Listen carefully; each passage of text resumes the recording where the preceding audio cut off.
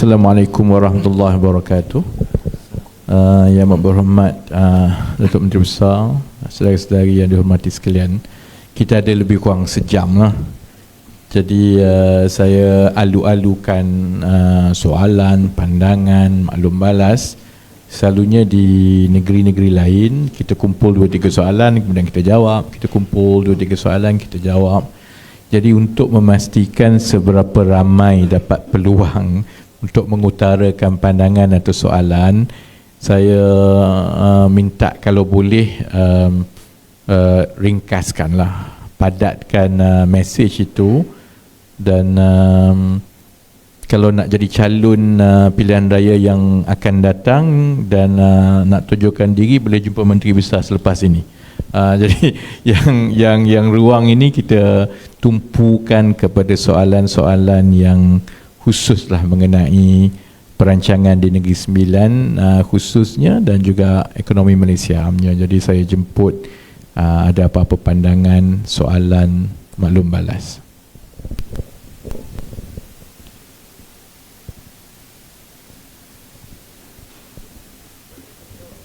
Baik, Assalamualaikum warahmatullahi wabarakatuh. Nama saya Rahman, saya adun kawasan Linggi lah. Kita punya sesi ni pun dalam kawasan saya ni, di tuan rumah. Jadi saya terpanggil untuk memberi cadangan dan bertanya 1-2 soalan. Saya rasa tak salah kalau saya tanya khusus untuk kawasan Linggi. Pertamanya, sebelum ni pun kita memang ada Malaysian Vision Valley, yang mana Linggi ni kita cadangkan keutamanya untuk masa hadapan eco pelancongan dan agro pelancongan. Kita ada macam-macam kitanya kelebihan di sini. Maksudnya kita ada sungai, kita ada pantai, kita ada udang, kita ada buaya, kita ada kelip-kelip, kita ada macam-macam. Dan dari segi agro pula, kita memang dah ada lembu tenusu, kita dah ada tanaman musangking yang besar. Jadi saya rasa potensi untuk eco dan agro pelancongan itu memang sangat besar dan sangat wajar. Jadi itu soalan saya yang pertama. Dari segi itu, apakah perancangan khusus? Saya rasa memang sangat wajar. Keduanya, kita juga sedia maklum bahawa Kuala Linggi International Port Clip kat sebelah ni, kita punya sempadan seberang sungai saja akan dibina. Ada projek yang sangat besar. Jadi soalan kat situ, apakah khususnya di Negeri Sembilan rancangan ataupun strategi kita untuk kita sama-sama dapat manfaat. Kita sedia maklum EIA punya report, saya pun tak sure apa punya reading dia, tapi akan ada kelompok-kelompok masyarakat khususnya di Linggi ni akan terjejas. Jadi bagaimana kita nak pastikan, khususnya nelayan, jadi bagaimana kita nak pastikan mereka ini mendapat manfaat. Dan akhir sekali, khusus kepada Yang Berhormat Menteri Besar, saya minta dia bagi pengesahan lah tentang banjir, kan. Pasal kita di Linggi ni sedia maklum dalam 2-3 tahun ni dah 12 kali banjir. Jadi banyak perancangan akan terjejas dan akan terkandas, tak dapat nak kita teruskan selagi masalah banjir ini tidak kita tangani secepat mungkin. Jadi ada sebut tadi tentang pemeliharaan sungai, saya minta pencerahan ataupun pengesahan bahawa termasuk untuk memastikan tiadanya banjir di Linggi pada masa akan datang. Terima kasih. Next question, kemudian kami boleh mula jawab yang itu. Mana yang khusus tu saya ingat MB jawab, yang senang tu saya jawab. Okay, salam sejahtera, salam reformasi YB, Datuk Seri Div Kehormat. Pada masa akan datang, adakah apa-apa mega projek di kawasan production seperti Jima Power Plants sebelum ini? Kerana yang ini directly and indirectly memberi peluang kepada SME tempatan dan juga penduduk-penduduk production. Contohnya maritime hub, green technology seperti solar bukan saja dari tanah, mungkin dari laut dengan teknologi tinggi, medical tourism, entertainment, international tourism attractions seperti Disneyland, dan so many opportunities can expand in production. Saya anak production expecting and requesting more attention to production. Number 2, policy which we discuss is always good. Tetapi make sure melaksanakan polisi ini sampai ke semua lapisan masyarakat dengan manfaat yang sempurna. Apakah MicroStrategy yang ada kepada agensi-agensi dan juga kementerian? My humble suggestion, bagilah peluang kepada NGO-NGO tempatan yang relevan to participate in agency untuk tolong kerajaan sebagai ambassador, duta, untuk sampaikan maklumat-maklumat terkini dengan lebih terperinci kepada semua lapisan masyarakat. Saya Bala, Vice President dari Negeri Sembilan Indian Chamber of Commerce and Industry. Thank you. Dia suka saya jawab dulu, nakal. Yang mana yang spesifik tu nanti MB akan jawab kan. Saya ada 2-3 perkara yang ialah lebih kepada dasar dan pendekatan. Tadi Datuk Rahman dulu dia senior saya kat sekolah, cuma saya tak ingat dia yang nakal ke yang tak nakal. I can't remember.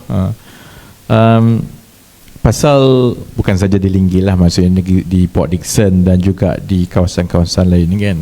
Dalam beberapa sektor yang kita ada, satu sektor yang masih lagi jurang potensi dia tu besar ialah pelancongan. Dan pelancongan sebenarnya di negara kita, jumlah yang dibelanjakan di dalam pelancongan, sebenarnya pelancong dalam negara lebih tinggi daripada pelancong luar negara. Jadi maksudnya begini, maksudnya pelancongan ini memang ada potensi menjana pendapatan kepada masyarakat yang tinggi berbanding dengan beberapa sektor yang lain. The problem with tourism, dia sebenarnya adalah satu perniagaan, dia bukan bekerja. It's quite different. Kalau ada industri lain, ada pelaburan, dia buka kilang, orang bekerja. Pelancongan ni dia ada high end dia, maksudnya kena pelaburan yang besar, orang bekerja macam kat sini. Tapi potensi yang lagi banyak sebenarnya ialah pelancongan sebagai perniagaan. And that's where the gap is, not just di Negeri Sembilan tapi di mana-mana yang kita pergi, kerana sebenarnya kita tidak cukup produk pelancongan yang boleh dimanfaatkan terutamanya juga oleh pelancong-pelancong dalam negara. Jadi maksudnya potensi itu ada. Di peringkat kementerian saya sendiri, bila kita melihat kepada peruntukan, memang kita nak peruntukan lebih besar kepada pelancongan. Cuma this is a bit, cuma kita juga kena memastikan produk itu adalah produk yang baik. Kita kena beralih daripada perancangan ini yang melibatkan pelaburan besar oleh kerajaan untuk I don't think Disneyland will work here kan, contohnya kan. So big investments yang besar ni tak semestinya sustainable, tapi the smaller ones yang kreatif, yang tap into the domestic demand for tourist products, itu yang sepatutnya diberikan perhatian, okay? And this is also the challenge for government, baik di peringkat persekutuan ataupun di peringkat negeri, kerana kita kena pastikan peruntukan dan juga sokongan yang diberikan untuk sektor pelancongan itu secara berkala beralih kepada membina kapasiti perniagaan pelancongan di peringkat medium and small. It's not moving, it's not necessarily all the big infrastructure dan sebagainya kan. Jadi in that sense, saya alu-alukan sepenuhnya, the ideas, the participation, but I don't think we can go around the country pushing government to run tourism. Mungkin ada beberapa facilities yang kalau dia katalitik, maksudnya kalau ada kemudahan ini katakanlah di Linggi ada beberapa kemudahan yang penting, itu akan spur up the tourism products, dan itu definitely we will be more than happy. Cuma proses dia itulah dia kena melalui sama ada kerajaan negeri dan juga apa nama ni selalunya di bawah kementerian lah, MOTEC lah kan, because dia melalui kementerian dulu sebelum dia sampai dekat Kementerian Ekonomi before we go kan. But as a matter of policy, it is something that we are willing to put more money because there's a lot of potential yang kita belum tap lagi. Jadi contohnya kerajaan negeri termasuklah di peringkat-peringkat pejabat daerah, more focus should be given on how to create this local level or national level tourism products. And obviously di peringkat kerajaan persekutuan, when there is a match, we'll be more than happy to accelerate that lah. Soalan yang kedua pasal tebatan banjir tu, I think MB boleh jawab. There are some of other questions about projek besar semua, nanti saya jawab balik. Okey, terima kasih Yang Berhormat. Mengenai isu banjir di Linggih ini merupakan satu perkara penting yang telah diumumkan oleh Yang Amat Berhormat ketika jamuan Hari Raya Malaysia Madani. Dia telah sendiri umumkan kelulusan untuk menaik taraf Sungai Solok RTB Sungai Solok itu telah dah diumumkan. Mana itu berlancar. Mengenai eko pelancongan yang dirancang adalah kajian telah dibuat oleh pihak perkhidmatan bersama kerajaan negeri untuk melihat kesesuaian untuk kita menyediakan sebuah santuari buaya. Tapak pun telah kerajaan negeri sediakan dan kita sedang menunggu kelulusan untuk dalam rancangan Malaysia ke-12 ni untuk dapat dilaksanakan. Yang keduanya yang harus diberi perhatian oleh Kementerian Ekonomi adalah pembinaan pantai. Setelah rosak apabila banjir yang lepas, tembok kita pecah dan kita telah terpaksa robohkan tembok, tapi kita belum bina tembok baru sebab kos dia tinggi. Itu juga telah kita angkat ke Kementerian Ekonomi, pantai, pembinaan pantai di sepanjang pantai Teluk Kemang. Negeri Sembilan sekarang dia angkat terus tau kat Kementerian Ekonomi. Dia NRICC pun pergi kot dah. Itu bawah JPS. Kita melalui JPS terus kepada Kementerian apalah. Kementerian sekarang NRICC. Nanti kita compare notes. Dia masuk senarai NRICC ke tak dan senarai kita kan. Itu buat JPS. Kerana itu penting bagi memastikan pantai kita dapat digunakan dengan selamat, dan ini akan memberi ruang untuk membesarkan sedikit ruang pantai di kawasan Teluk Kemang. Dan apa yang harus diberi perhatian oleh pihak Kementerian Ekonomi juga adalah dua pusat yang menjadi tumpuan sekarang adalah muzium tentera darat dan juga pusat ikan hiasan, di mana dua tempat ini sebenarnya percuma. Apabila dia percuma, masalah yang dihadapi apabila setelah sekian lama kita buka kepada umum adalah masalah ketika cuti tidak ada waktu tambahan untuk mereka melihat ataupun melawat tempat tersebut. Dan kalau dia diberikan sedikit bayaran, bagi saya akan meningkatkan kemudahan, dan ini akan meningkatkan taraf dua produk pelancongan ini kepada arah yang lebih baik. Bukan kita nak sebab nak dibebankan rakyat, tidak. Di mana-mana pun kalau kita pergi luar negara, di mana tempat sekalipun kita kena bayar. Tujuan dia untuk memastikan bahawa tempat pelancongan itu berada dalam keadaan yang amat baik. Tapi kita di negara kita ni percuma. Jadi itu yang menjadi kehairanan saya dan menyebabkan kadang-kadang terpaksa ditutup kerana ada masalah maintenance, tunggu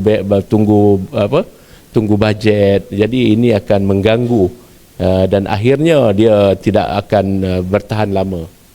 Jadi itu antara yang saya nak sampaikan. Soal tadi ada soalan mengenai Port Dickson dan juga mengenai pelaksanaan kan.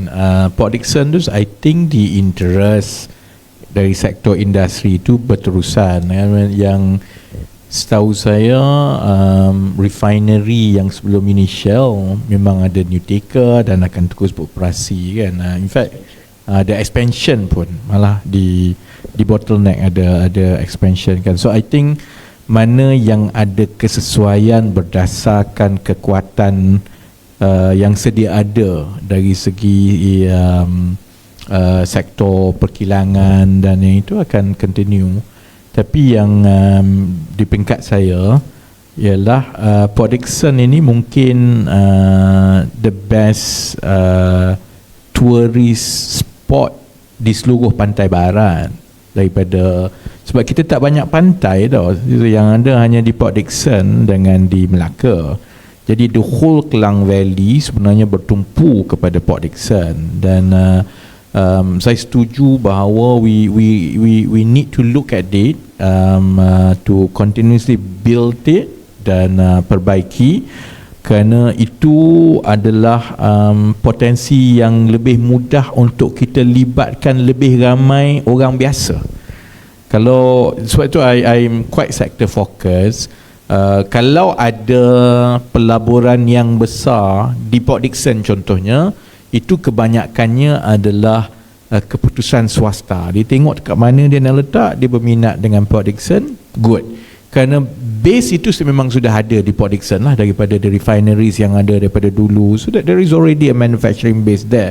Tapi the gap yang besar yang kita boleh ambil peluang ialah kedudukan Port Dickson sebagai tempat yang paling strategik to become the number one tourist and beach oriented spot di seluruh pantai barat. And for that I think we will have to focus a lot more daripada allow it to pandai-pandai sendiri ataupun to organically develop ataupun serahkan 100% kepada kerajaan negeri.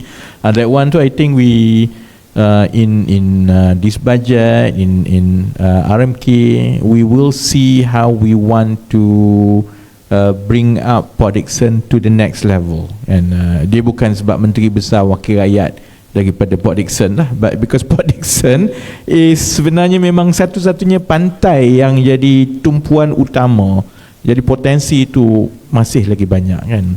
Dan soalan yang seterusnya tadi pasal pelaksanaan, I think ialah kita memang as much as possible we will gradually increase this. Kita kerajaan dan agensi pelaksana pun digalakkan sepenuhnya untuk meningkatkan kerjasama dengan sektor bukan kerajaan, baik NGO, baik persatuan industri, baik orang ramai dan sebagainya kan. Cuma I think on this ni kita we have to go through it by process, you know.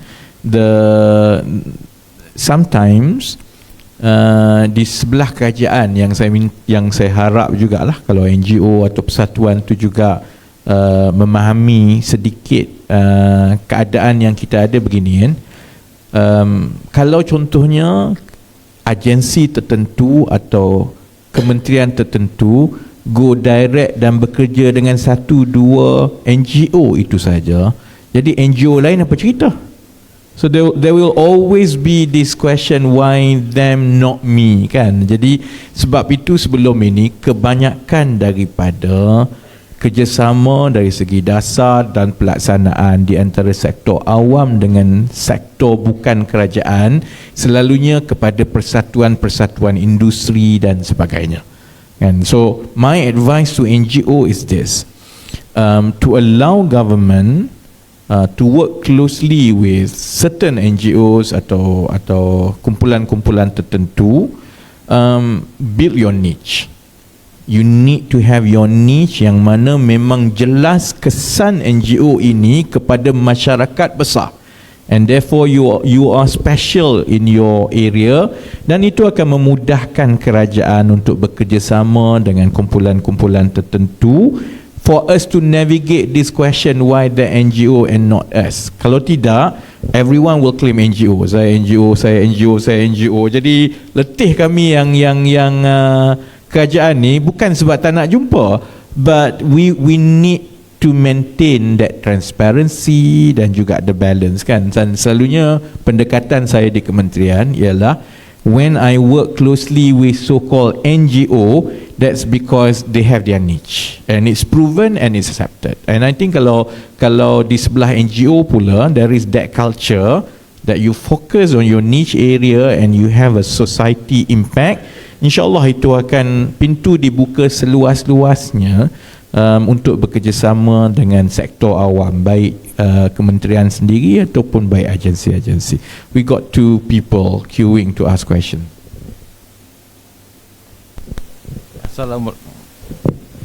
Assalamualaikum. Saya Rashida Ridla bin Husni.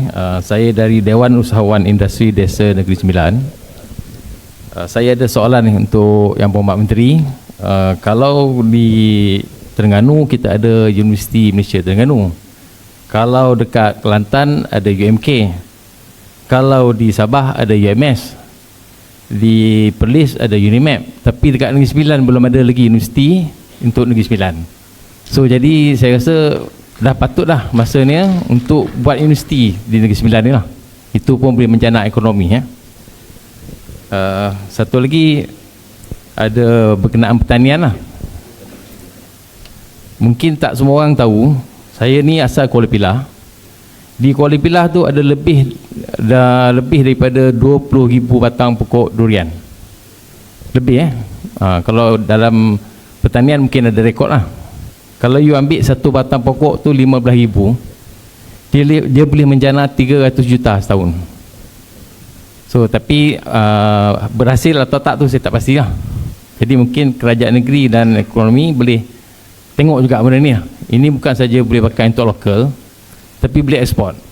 Dan mungkin juga kita boleh buat kilang untuk produk-produk durian. Dan dalam ahli-ahli duit ni, Dewan Industri Desa, ada juga peternak ikan tilapia. So ikan tilapia dulu kita boleh dapat harga mungkin dalam RM4, RM5 lah dulu. Sekarang ni antara RM15 ke RM50. So kalau kita kembangkan peternakan ikan air tawar ni, tilapia merah mungkin ikan sangkar ke, dia boleh menjanakan banyak ekonomi lah untuk orang kampung kan, ataupun orang yang ada tanah so jadi minta perhatian tadi universiti Universiti Negeri Sembilan. Lepas tu peternakan ikan tilapia tu dengan durian lah, durian di Kuala Pilah tadi. Mungkin pasal agrotourism pun boleh jugalah kalau nak buatkan benda tu di Negeri Sembilan ni. So itu sajalah soalan saya.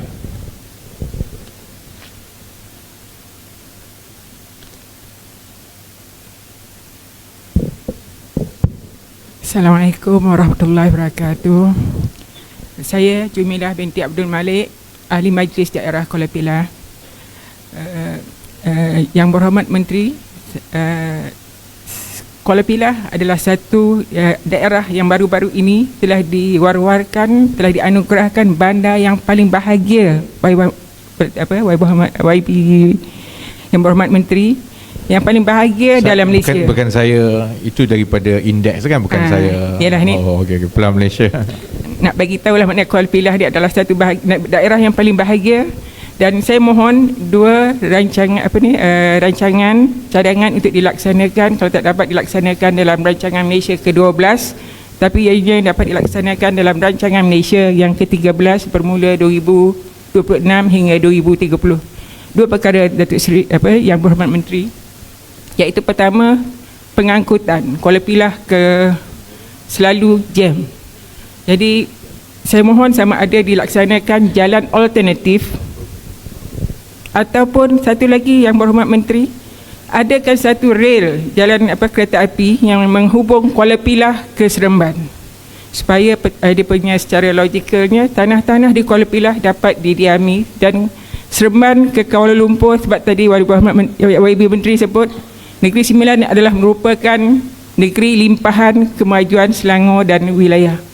Jadi kalau ini dapat digunakan kemajuan ini, di mana ramai teknokrat yang berasal daripada Kuala Pilah tapi bekerja di Kuala Lumpur, bekerja di Putrajaya.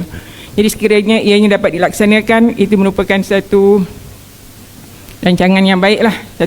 Satu. Yang kedua, Yang Berhormat Menteri, saya mohon supaya projek perumahan rakyat dapat dilaksanakan di Kuala Pilah. Baru-baru ini Kuala Pilah telah dianugerahkan projek buat pasar baru berjumlah 12 juta. 11 pasar baru tu adalah satu flat Wisma apa lupa lah. Ada satu flat, yang tu flat tu dah lama. Jadi kalau saya mohon tanah tu dimiliki, saya dah tanya masa mesyuarat dengan YDP dulu, adalah tanah SUK. Kalau ia dapat dibina satu projek perumahan rakyat 12 atau 13 tingkat yang boleh menempatkan 300 atau 400 unit perumahan, sekurang-kurangnya pasar yang kita bina tu tak adalah mati. Maknanya ada purchasing buyers kat situ dengan izin Pak Menteri. Jadi maknanya dan saya hari itu Kuala Pilah telah buat lawatan di Pasar Payang, Terengganu. Dan kami telah lihat dan saya dapat satu idea di mana Pasar Payang itu pasar kering bercampur. Ada kedai emas, ada kedai yang masak kering dan juga basah. Kuala Pilah yang berhormat Menteri terkenal di antara menjual emas yang paling murah. Jadi orang berkumpul kat Kuala Pilah. Dan baru-baru ni ada rompakan emas pun di Kuala Pilah tu. Jadi saya mohon, kalau sekiranya pasar baru tu dah ada dan flat tu tidak tukar, maknanya tak orang kata tak sekata. Jadi saya mohon satu projek perumahan rakyat ni dapat dibina, boleh jadi tak dapat rancangan Malaysia ke-12, tapi dilaksanakan pada rancangan Malaysia ke-13 supaya pembangunan itu sekata. Maknanya pasar cantik, bangunan baru cantik, dan di belakangnya tu adalah bazar. Bazar tu ada nilai-nilai sejarah Bapak Menteri, iaitu kita ada Rojak Ibrahim, ada cendol, ada restoran labi-labi. Ramai orang nak datang situ, tapi maknanya situ dia perlu ada satu pembangunan yang baru, bersih, supaya Kuala Pilah kekal dapat dipegang anugerah-anugerah yang bukan saja pada paling bahagia tahun ini dan juga pada tahun-tahun akan datang. Terima kasih Bapak Menteri dan Yang Amat Berhormat Datuk Seri MB. Terima kasih. Mungkin yang last kat belakang tu sebelum saya dengan MB jawab. Abang boleh tanya abang. Bismillahirrahmanirrahim. Assalamualaikum warahmatullahi wabarakatuh. Yang Amat Berhormat Menteri Besar 9, Menteri dan ahli dan pegawai-pegawai di atas. Saya Muhammad Ghazali bin Zakaria daripada MPKK Kampung Baru Sirusa. Masalah saya sekarang ni adalah macam di banjir di kawasan saya. Jadi dan juga berharap dapat satu penyelesaian. Jadi sama ada sungai itu dipasang kalbert, kerana di kawasan Kampung Baru tu sekarang ni giat membangun. Jadi kalau apabila pembangunan, sungai itu tidak boleh untuk untuk menakung air, dan juga pembangunan akan datang ke tepi sungai. Jadi untuk masa akan datang memang tak boleh untuk buat penyelenggaraan. Jadi ini akan satu, kita akan kerugian kepada masyarakat kampung lah. Kedua, untuk masalah penyelesaian masalah memang tak boleh nak dilaksanakan. Itu je. Assalamualaikum warahmatullahi wabarakatuh. Assalamualaikum. Dia ada yang sebahagian itu ialah cadangan-cadangan khusus yang saya ingat akan diuruskan oleh kerajaan negeri dari segi begini. Kerajaan negeri dia akan tengok semua cadangan, terutamanya yang bersifat kedaerahan ataupun di bawah tu ataupun spesifik.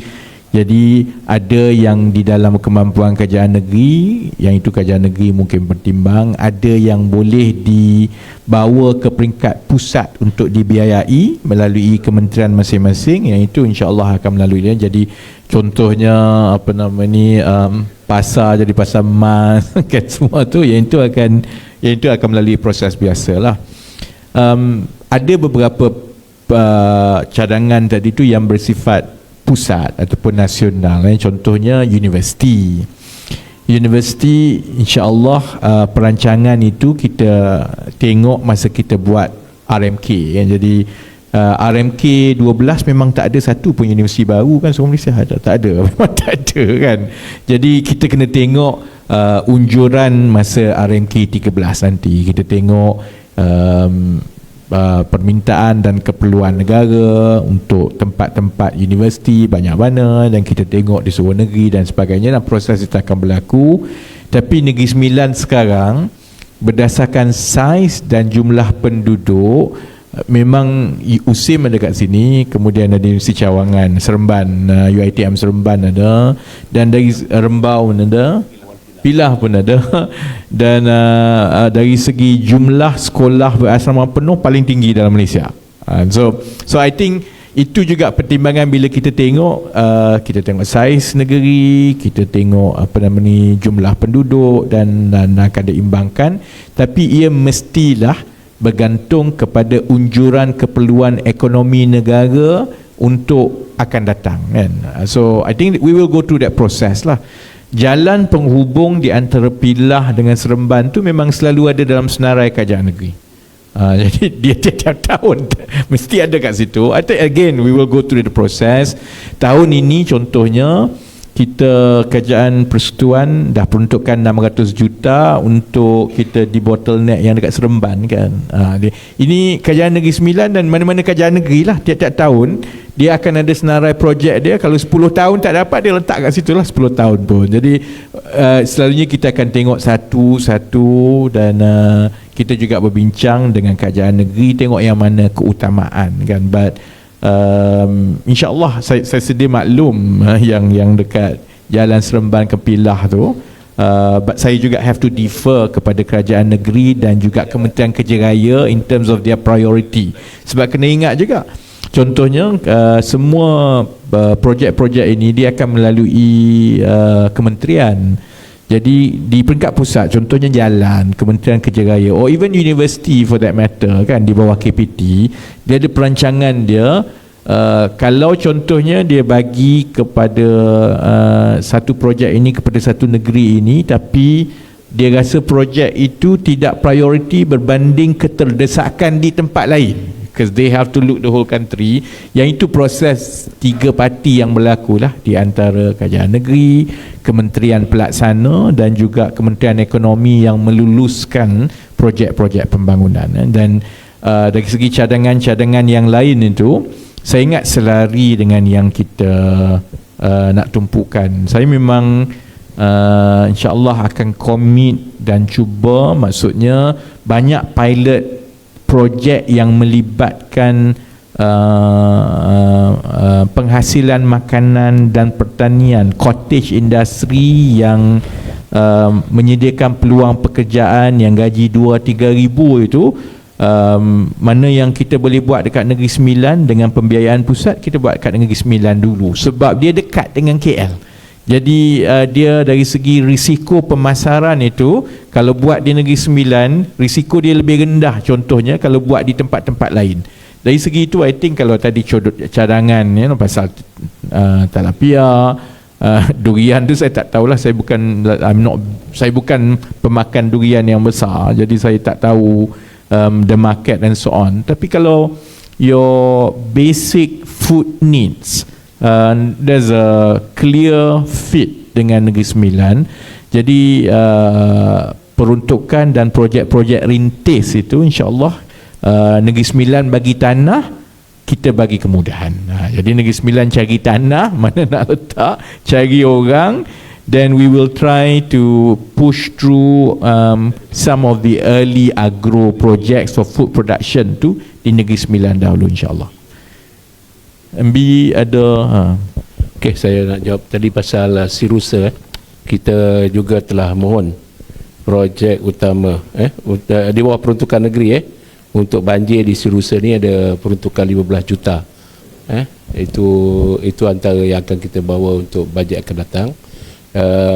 Yang kedua tadi tentang jajaran Kuala Pilah Serting telah difinalkan dan insyaAllah Kementerian Kerja Raya akan menilai dan akan kita tahu berapa bajet yang akan disediakan oleh kerajaan. Keduanya jalan daripada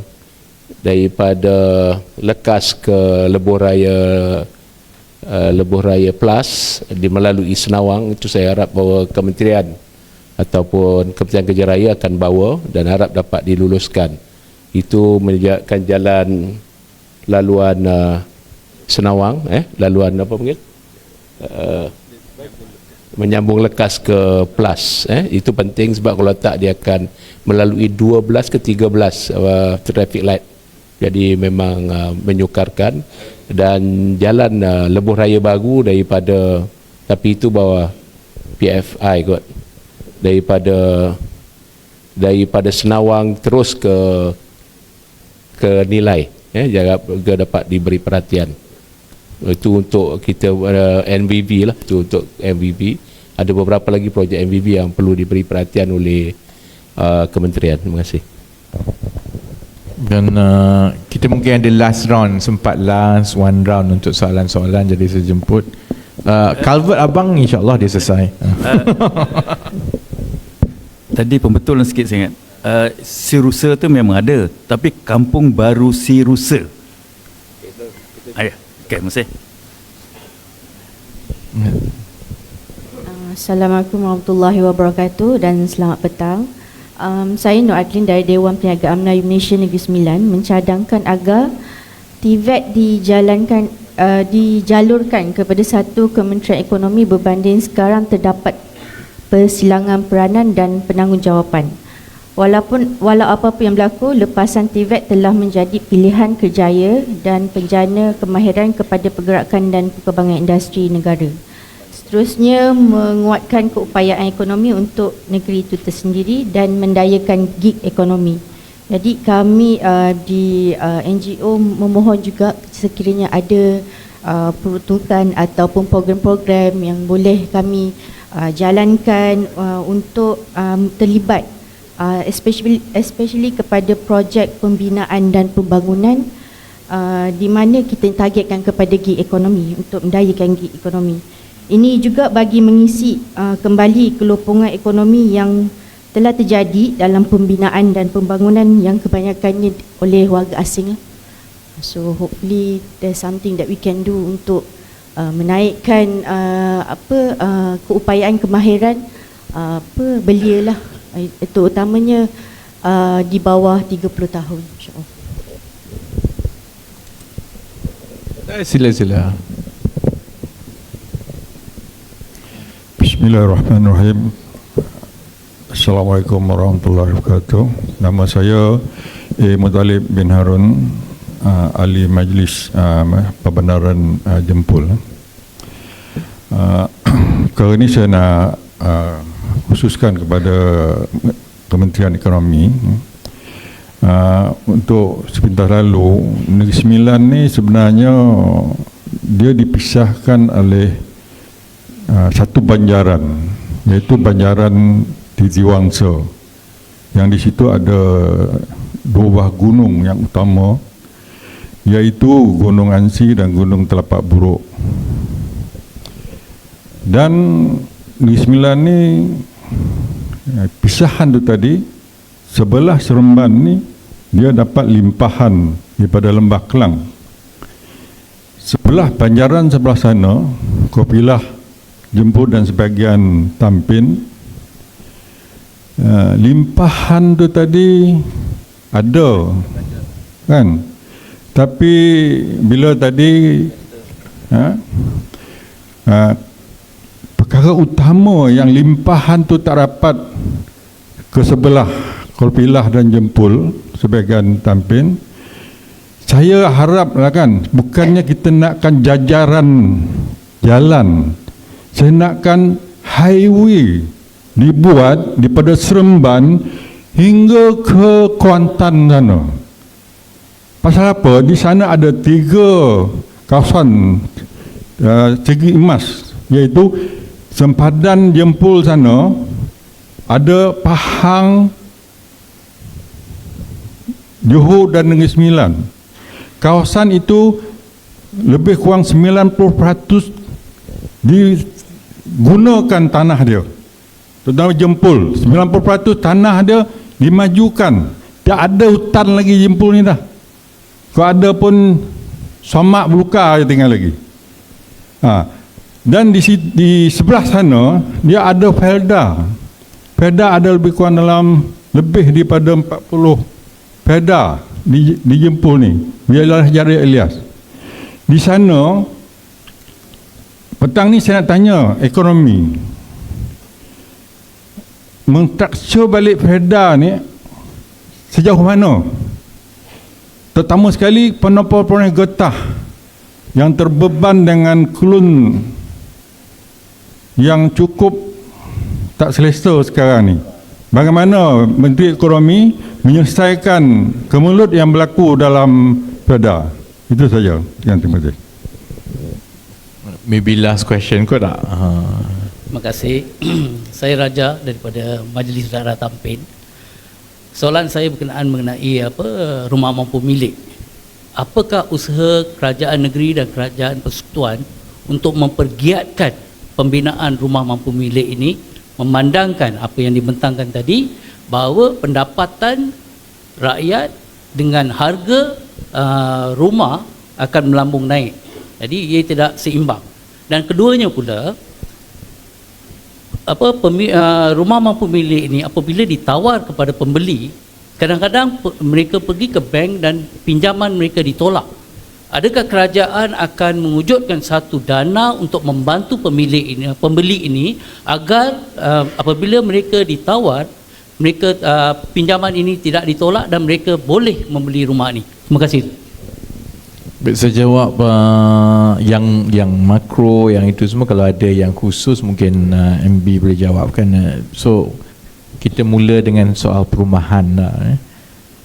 Untuk jangka masa pendek memang betul, untuk belanjawan 2023 pun kita tambah, saya ingat kita tambah 200 juta. Saya ingat, 200 juta di seluruh Malaysia lah, maksudnya kita bagi ikut negeri-negeri lah. Ada negeri yang dapat 70 juta, ada yang dapat 50 juta, untuk kita percepatkan lebih banyak perumahan mampu milik ataupun PPR, projek perumahan rakyat ni kan. Jadi dari segi peruntukan untuk jangka masa pendek, saya ingat pendekatan itu akan berterusan, iaitu pendekatan untuk kita percepatkan dan menambah projek-projek perumahan untuk golongan berpendapatan rendah. Jadi itu memang sebahagian daripada dasar. How many, how much, itu kita kena tengok dollars and cents. Tapi dari setahun ke setahun berbanding dengan sebelum-sebelum ini memang ada peningkatan, certain percentage growth higher kan. Cuma untuk jangka masa panjang, dan itu yang jadi tanggungjawab kami di Kementerian Ekonomi. Maksudnya sementara pelaksanaan dan perancangan projek perumahan rakyat yang mampu milik dan sebagainya ini adalah di bawah KPKT, Kementerian Perumahan dan Kerajaan Tempatan, tapi dasar jangka masa panjang mengambil kira kedudukan negara dan perubahan masyarakat dan sebagainya, itu dilihat juga oleh Kementerian Ekonomi. Pandangan kami setakat ini ialah kita perlu beralih daripada pendekatan pemilikan rumah semata-mata kepada pendekatan bahawa rumah-rumah ini dia ada untuk kumpulan tertentu, model pemilikan dia berbeza-beza.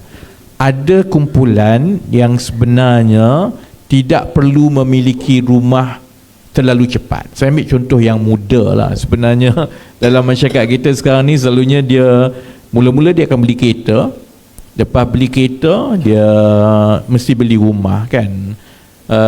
Sebenarnya oleh kerana pembiayaan pemilikan kereta dan rumah itu dia boleh membebankan dan dia boleh mengekang kapasiti kewangan yang muda-muda terlalu awal. Sebab dalam umur 26-27 dah dia ada 2-3 loan dah kan. Jadi di negara lain pun memang model itu telah beralih daripada model yang berasaskan pemilikan hartanah kepada model yang berasaskan jaminan kediaman. Maksudnya you don't have to own.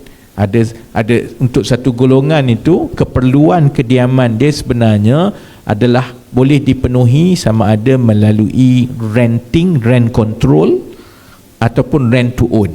And jadi model-model ini walaupun telah dibincangkan dan memang ada dalam dasar kerajaan selama ini pun, tetapi kita ada jurang dari segi pelaksanaan. Sebahagiannya kerana model pemilikan dan penglibatan swasta, sebab yang banyak terlibat dengan kediaman, rumah semua ni sebanyaknya swasta. Model itu masih lagi tidak beralih ke arah itu. Sebahagiannya juga kerana kerajaan tidak peruntukkan jumlah yang mencukupi untuk memulakan kediaman-kediaman seperti ini pada skala yang besar sehingga dia mula ada kesan kepada masyarakat. Jadi dari segi perancangan dan dasar akan datang, itu antara perkara-perkara yang insya-Allah kami akan bagi lebih penumpuan dalam RMK 12 ni, kerana kita terikat dengan segala yang dah ada dalam RMK 12. Kita bolehlah cuba projek rintis sana sini dan tengok pelaksanaan kan. Tapi untuk RMK 13 memang kita insya-Allah akan pertingkatkan lagi ke arah itu, supaya ada lebih banyak rumah transit, supaya ada lebih banyak rent to own, supaya kita boleh tengok sama ada konsep rent control juga boleh digunakan bukan saja di Negeri Sembilan, di tempat-tempat lain. Itu akan mempelbagaikan penawaran kediaman di dalam pasaran kita, dan itu juga akan membantu mengimbangkan harga. Kerana sekarang ini memang pendekatan sebelum ini ialah pembinaan rumah ni kerana sebahagian besarnya adalah sektor swasta. Jadi untuk kerajaan memastikan rumah mampu milik untuk golongan-golongan berpendapatan rendah ni mencukupi, kerajaan masuk buat sendiri. Then it works to a certain extent, tapi it doesn't balance it yet lah. Jadi kadang-kadang kita ada keadaan yang rumah mampu milik tu orang tak nak beli, ataupun rumah orang nak beli tapi kewangan dia tak membenarkan dan sebagainya kan. Jadi the mid-term policy view is how we can reform juga the supply side of the housing sector, supaya it caters for different types of financial stages of our society. Then it will take time, but insyaAllah sementara itu kita akan cuba pastikan lebih banyak peruntukan from year to year yang akan diagihkan dan diperuntukkan untuk perumahan-perumahan rakyat. Yang pasal tampin, sebahagian dari tampin jempol dengan bilah tadi tu, yang itu saya kena tunggu juga. I have to admit, saya tidak arif sepenuhnya tentang kawasan itu kan. Juga sama juga dengan permintaan untuk highway dan sebagainya. Kami di Kementerian Ekonomi ialah kementerian terakhir yang menyelaraskan semua perancangan daripada kementerian-kementerian lain, dan banyak daripada maklumat itu kita kena tengok juga perancangan. Jadi contohnya kalau soal Felda, soal pembangunan di kawasan desa, yang ini ada agensi yang lain-lain. Sudah tentu when it comes to the budget process, nanti saya akan tanya soalan-soalan ini, what exactly is the planning for mid term and long term untuk kawasan-kawasan seperti Jempol, Kuala Pilah dan juga sebagainya Tampin. Sama juga dengan Felda dan Getah dan sebagainya lah.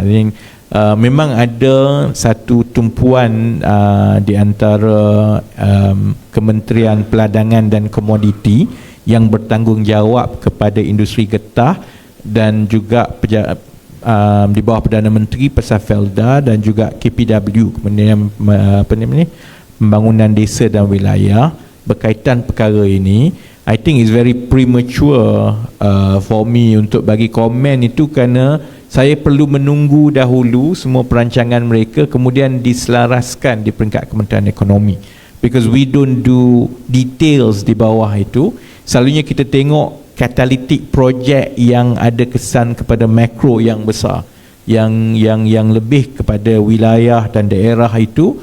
Sebab itu kita juga adakan libat urus begini, supaya kami tidak bergantung 100% semata-mata kepada yang datang melalui saluran itu. Jadi bila kami melalui bajet proses nanti dengan kementerian-kementerian yang melibatkan, bila kita pergi ke negeri-negeri ini ada soalan-soalan khusus, soalan-soalan ini jugalah yang dibawakan kepada kementerian masing-masing. Ini ada permintaan daripada Negeri Sembilan gini-gini, how do you feature into your planning dan sebagainya lah. Soalan yang terakhir tadi mengenai dua perkara lah. Satu pasal TVET.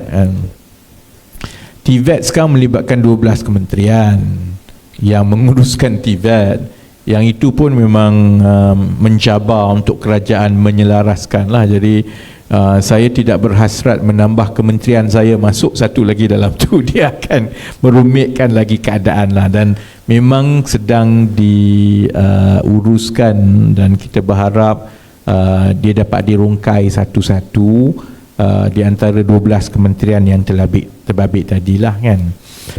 Cuma mengenai TVET ini di peringkat perancangan ekonomi, because what we do is long term macro planning kan. Kita menyedari bahawa kita kena beralih daripada the supply side of pekerja ataupun of the labour market kepada demand side. Maksudnya begini kan, 40-50 tahun kita is very supply driven. Kerajaan daripada peringkat atas akan merancang berapa universiti, berapa college vocational, berapa politeknik dan sebagainya semua ni. Kemudian kita kata okey, silibus dia begini, diselaraskan di peringkat persekutuan pusat tu sampai atas. Silibus dia gini, kemudian dilaksanakan. Kemudian tiap-tiap tahun kita kata okey, tahun ini kita mesti ada 100,000 orang keluar supaya mereka boleh memenuhi permintaan pasaran. That is a supply side. Selama ini itu perancangan makro kita. Jadi kalau di peringkat EPU atau Kementerian Ekonomi, kita tengok macam tu lah, 3 tahun lagi kita perlukan banyak ni, maka kita kena buat banyak ni kan. But the world has changed. Dunia dah berubah, industri dah berubah.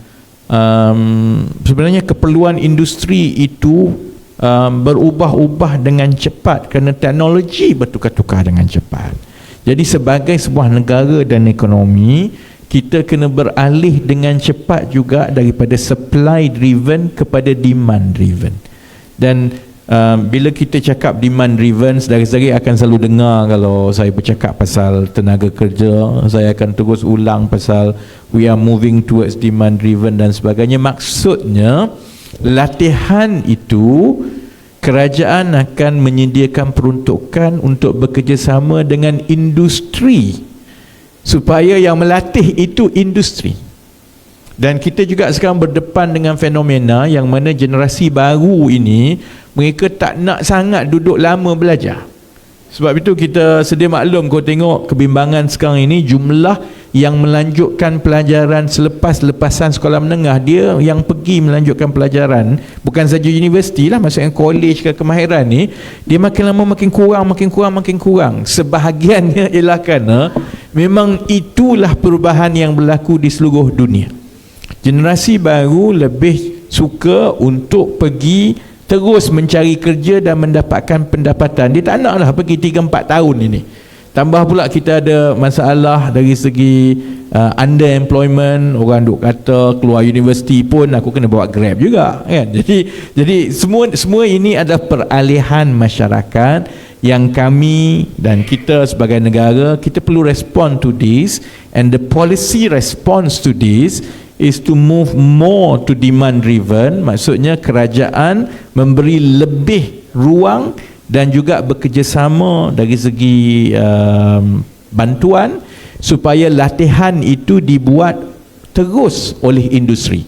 Jadi dia mungkin dikatakan 5, dia terus pergi kerja kerana tiap-tiap 2-3 bulan untuk buat kerja dia tu dia akan diajar. Cuma dari segi keseluruhan perancangan, pendanaan kita dan juga skim latihan kita, termasuk yang melibatkan TVET ini, dia perlu bertukar sedikit demi sedikit ke arah itu. Dan sebab itu di peringkat Kementerian Ekonomi yang kita sedang lakukan beberapa projek rintis, kita kena semak dulu boleh buat ke tidak, ialah macam mana kita nak laksanakan ini pada skala nasional.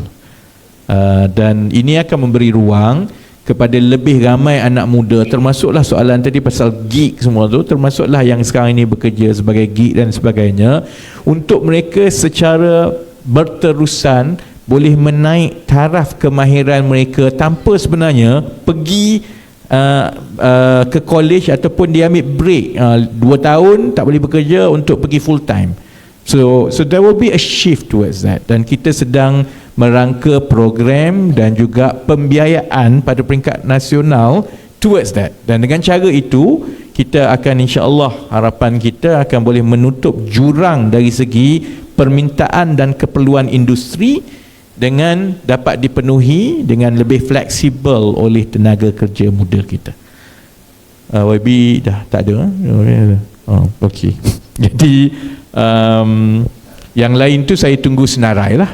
Kan? Jadi memang proses dia lepas ini kementerian masing-masing dia telah melalui proses ini juga dengan negeri masing-masing, dia akan bawa melalui kementerian. Tapi biasa juga kerajaan negeri hantar senarai terus kepada kami. Jadi itu tugas kami lah untuk kami selaraskan mana yang keutamaan kerajaan negeri diimbangi dengan keutamaan kementerian-kementerian masing-masing. Jadi saya ucap terima kasih banyak-banyak kepada semua yang hadir. Saya selalunya hanya bercuti sekali setahun, cuti sekolah dengan anak, dan percutian yang terakhir di Negeri Sembilan, kan? Jadi I fully, dan saya dah round semua sebenarnya daripada ujung ke ujung di tempat-tempat yang jadi daya tarikan dan sebagainya, dan ada potensi yang banyak. Sama juga yang saya kata, ada potensi yang besar dari segi pusat menghasilkan makanan untuk kita supply kepada Lembah Kelang dan sebagainya. So ada benda yang kita boleh buat dengan besar, tapi potensi yang tengah-tengah macam ini pun sebenarnya untuk melahirkan lebih banyak usahawan di peringkat tempatan, yang itu kita manfaatkan dari segi penghasilan makanan dan juga produk-produk tourism dengan cepat, dan saya pasti itu akan dapat dilaksanakan dalam tempoh 6 bulan ke 1 tahun daripada sekarang. Jadi dengan itu saya ucapkan terima kasih kepada Yang Berhormat Menteri Besar, kepada semua Exco, kepada pegawai kekanan kerajaan, adun-adun ahli parlimen semua hadir pada hari ini. InsyaAllah kita sama-sama usahakan. Jadi sekian, wabillahi taufiq wal hidayah. Wassalamualaikum warahmatullahi wabarakatuh.